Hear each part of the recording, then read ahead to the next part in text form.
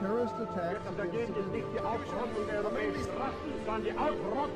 We are in end times, ladies and gentlemen, whether you like it or not. The United States will withdraw from the Iran nuclear deal.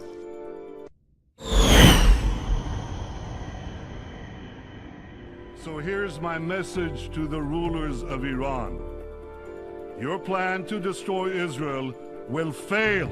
It's difficult to imagine just precisely how this thing will manifest itself. No one had expected that something like this was about to happen.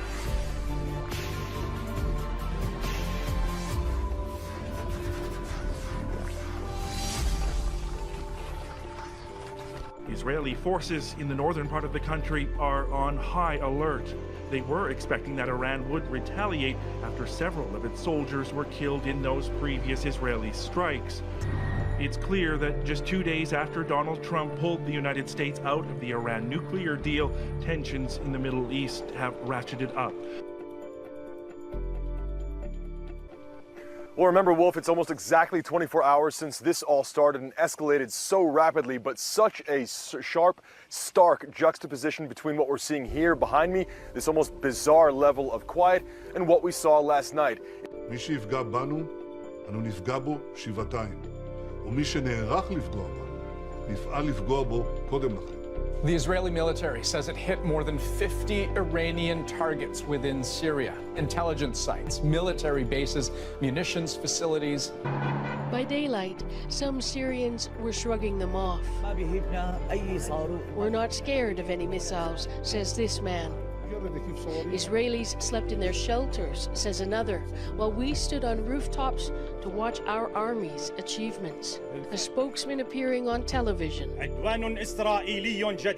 With a very high level of readiness, our air forces destroyed a large amount of Israeli missiles, he said, not admitting to any major losses.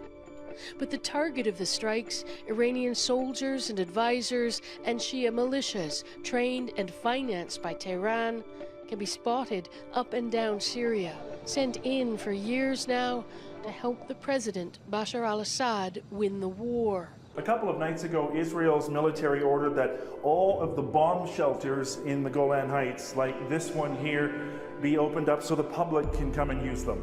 We will not tolerate a military presence with offensive capabilities that is in the hands of the extremist Quds Force, that is part of the Revolutionary Guard inside Syria, with a tactical capability to menace and terrorize Israeli civilians. But while this escalation is concerning, neither Iran nor Israel right now appear to want an all-out war. So that may be true. Israel and Iran may not want all-out war. But that shadow war Derek was talking about, it's definitely out in the open now. And it's part of a pattern of violence that's trending sharply up. Why? Well, from Israel's perspective, it's being surrounded. In Lebanon, the Gaza Strip, and of course Syria, Iran's influence and threat potential keeps growing. Iran's most powerful proxy, Hezbollah, essentially runs southern Lebanon. And elections just this past weekend gave the group more influence over the country's politics. On Israel's southern flank, the militant group Hamas runs the Gaza Strip. That group's links to Iran have run hot and cold, but they have recently restored ties. And in Syria, Iran has gone all in. It's built militias, thousands of fighters strong, and propped up the Assad government with its own soldiers and weapons. That's a lot of hostile Iranian military assets right on Israel's border. And zooming out, Russia backs both Iran and Assad to support its interests in Syria, while behind Israel, there's the U.S. Donald Trump's cabinet is stacked with hawks, keen to put more pressure on Tehran. They'll negotiate. Or something will happen.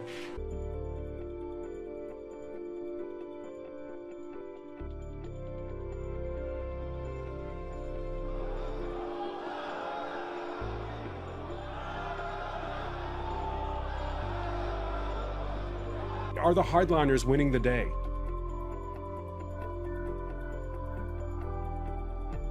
Yeah, and I think much of this rhetoric is an indication of how disappointed Iranians are in the Europeans. Many Iranians, both moderate and hardliners, are disappointed that the E3, the UK, Germany, the UK, and France didn't stand up to Mr. Trump.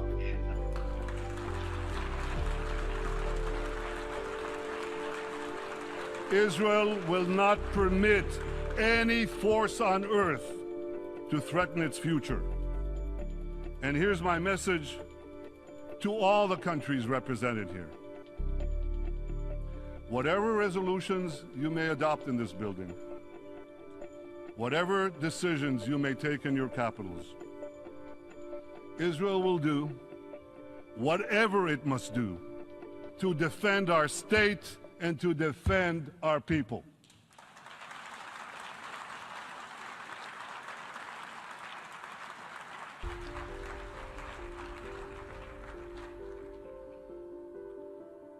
Distinguished delegates, as this deal with Iran moves ahead, I hope you'll enforce it. How can I put this? With a little more rigor than you showed with the 6 Security Council resolutions that Iran has systematically violated and which now have been effectively discarded. Make sure that the inspectors actually inspect. Make sure that the snapback sanctions actually snap back. And make sure that Iran's violations aren't swept under the Persian rug.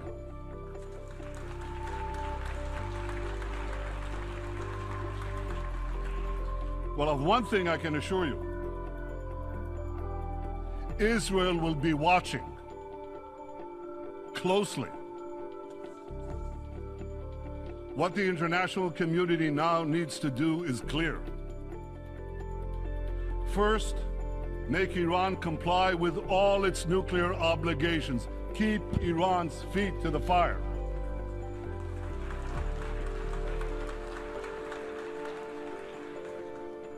Second, check Iran's regional aggression. Support and strengthen those fighting Iran's aggression, beginning with Israel.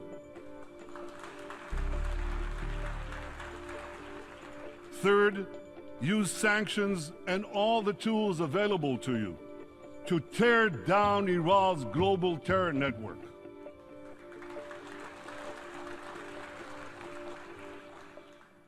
Ladies and gentlemen, Israel is working closely with our Arab peace partners to address our common security challenges from Iran and also the security challenges from ISIS and from others. We're also working with other states in the Middle East, as well as countries in Africa, in Asia, and beyond. Many in our region know that both Iran and ISIS are our common enemies. And when your enemies fight each other, don't strengthen either one, weaken both.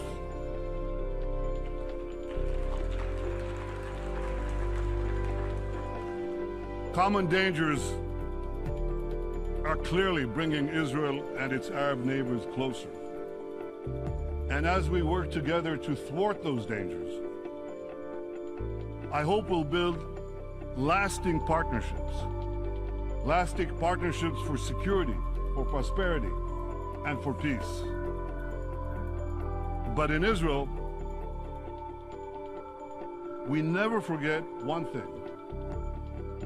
We never forget that the most important partner that Israel has always been and will always be the United States of America.